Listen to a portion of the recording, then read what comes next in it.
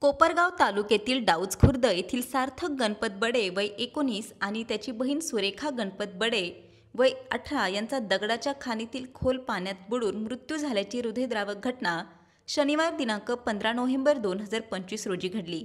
प्राथमिक माहिती अशी की दोघेही आईसोबत मेंढ्या धुण्यासाठी चांदेकसारी येथील दगडाच्या खाणी परिसरात गेले होते। खाणीत पावसाचे खोल पाणी साठलेले असल्याची कल्पना नसल्याने दोघेही त्यात पडले। आसपास कोणीही नसल्याने त्यांना वेळेत बाहेर काढणे शक्य झाले नाही आणि घटनास्थळीच त्यांचा मृत्यू झाला। घटनेची माहिती मिळताच स्थानिकांनी मदतीसाठी धाव घेतली, मात्र तोपर्यंत उशीर झाला होता।